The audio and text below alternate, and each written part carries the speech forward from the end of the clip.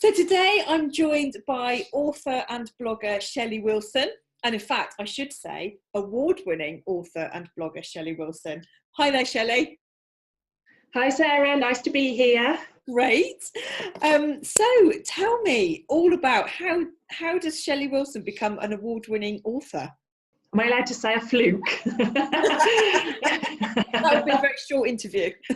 Yeah. Okay, lots and lots of hard work and dedication. That might sound better. If in absolute honesty, it probably was part fluke, to be fair. I have written since I was about 8 years old. Absolutely love writing. Always written fiction stories. My background is in holistic health, so I had a ladies only spa, and I used to write motivational stuff in the background more for my clients.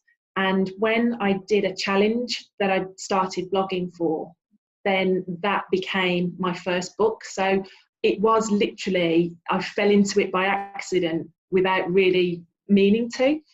I think when I wanted to be a writer, for me, it was always about the fictional stories. I never even thought about non-fiction. So it was a journalist friend of mine that suggested that I turned my blog challenge into a book because it fit with the mind, body, spirit industry that I worked in. Okay. And yeah, that was probably the best advice I'd ever got, actually. Fabulous. So yes.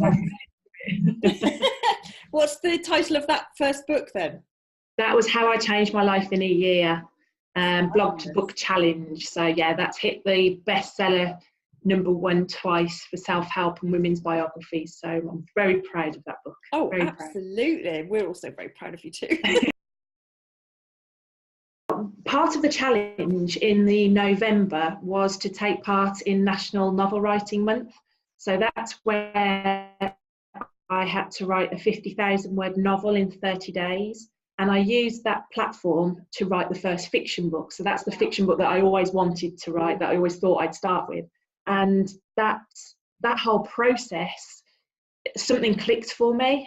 It gave me a deadline. It gave me the space to actually write, and the forums were really helpful because I think there's about 400,000 writers across the world that take part. Okay. And you can chat to people and have buddies, if you like. So that really helped me to actually get that first draft down. And once I'd got that formula in place, it all just fell into place, and it was one after the other. So non-fiction, a little bit different because that's a lot more research and planning, but the fiction, it's whatever's in here just gets poured out. Fantastic. And do you have a set, so you often hear, authors or songwriters or, the people that need to spend time alone really in their creativity. Do you have a set process in terms of I must be sat at my desk, or I must be sat in my kitchen, or do you have a place where you are at your best? I thought it was my office, actually, which is where my main computer is. I've always, even when I was a kid, I was revising, I had to have it really quiet. So I can't have music on. Yeah. But the more practice I get, I'm getting used to having a bit of white noise in the background. So I quite like coffee shops. But the book I'm writing at the moment is a young adult Viking novel. And really randomly, I started writing it on my laptop, and I can't write it anywhere but on my.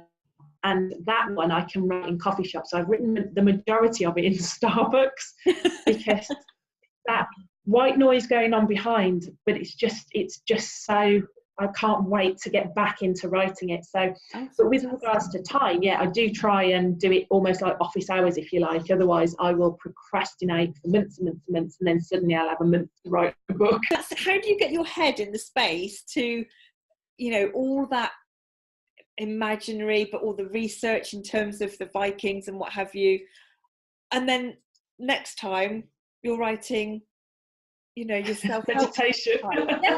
Yeah. Yeah, tell me, how do you? My Gemini nature on the cusp as well. It's got to have something to do with it. There you go, yeah. A couple of years ago, I had to close my holistic business because I got an autoimmune disorder, and my body started to shut down, which was the whole reason I couldn't do what I needed to do. Sure. Around that same time, my depression spiked, so I was, told it was severe, and I couldn't write motivational stuff at all because my voice wasn't in it. There's no way you can motivate someone if you can't get yourself out of bed. Absolutely, so the fantasy fiction was where I escaped, and I could pour that out because it wasn't real. It was an escapism, a bit like I go to the cinema when I'm low, because that's how I just get that escape route. When I am on my game, as it were, and right, okay, I'm focused, I'm feeling motivated, I'm feeling inspired, it flows so easily. And that goes back to how I was when I was running my business, because I used to train so hard, keep up with my CPD. I used to be always searching for help and articles for my clients if I knew they had a specific ailment. So I was really passionate, absolutely, totally committed to the personal development genre and all of that. So when I'm good and my head's good, that just flows really, really easily. But I've got the fantasy if I need it to help me as well as anybody else as well. What would you say to anyone who is tempted to put pen to paper or fingers to keyboard or whatever? Oh, do it, absolutely. You've got to have a go. You've got to explore what you've got in your mind and what you're capable of doing. It's all about getting that first draft down, and yes, you can plot, you can plan, you can arrange and organise all the stuff before you start writing, which helps me enormously. But you're not going to know if it's worth anything until you've got that first draft down on paper. And then it can be moulded. I know I've told you this before, haven't I? It's like piling sand into a sandpit and then sculpting it into a sandcastle. It's the same process. Editors, proofreaders, that's what they're there to help you to mould that book. Sure. And if you get a good editor, they'll tell you if it's actually, just stick with it being just for you or whether it is publishable. So I think, if you're passionate about it and you think about it constantly, which I do, I eat, sleep and dream in books, you owe it to yourself to get that story written. Definitely. Yeah, quite right. Absolutely. I think there's a big fear factor for many of us, isn't there, that no one's going to want to hear what I've got to say, but actually, well, even if they don't, it's still a great exercise to do. I feel like that every single time I submit a book. So my editor, she must be sick of hearing it, because every time I do it, I'll email my editor, Susan, and I'll say, well, this is a load of rubbish, but here you go, have it. And she will message me back going, that's your opinion. And then she'll start to piece bits together. And she might say, actually, that chapter, not so good, this one, brilliant, let's have a try on this and this and this. So together we might make it better. But every single time. And then once it's done and it's about to be published, I have all the self-doubt comes back again, where I have to say to people, you can buy my book now. Oh my God, everyone's going to hate it. Oh my God, they're going to think I'm rubbish. Oh my God, la, la, la, la. What comes next? What's the future for Shelley Wilson, author? There's still more to come, definitely more to come. Back, I think it was the end of 2017 now, when I signed a 10-book deal with BHC Press, which are an American publisher. And that was for 5 non-fiction, 5 fiction. So that will keep me out of mischief for 6 years. So I basically write and produce 2 books a year. And this is kind of the first year, if you like, of us starting to produce them now. So lots more of the same. Lots of young adult ideas I want to explore. And I've got some great ideas for the non-fiction side as well that I'm starting to piece together at the moment. So I think my problem is I have too many ideas and not enough hours in the day.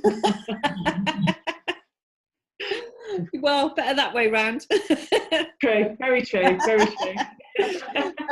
I could talk to you for hours, Shelley, but we probably ought to bring it to a close.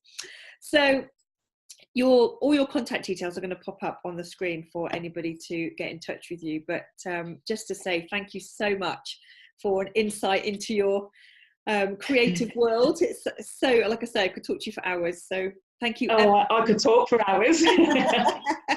It's super. Thank you very much, Shelley. Thanks, Sarah. Thank you.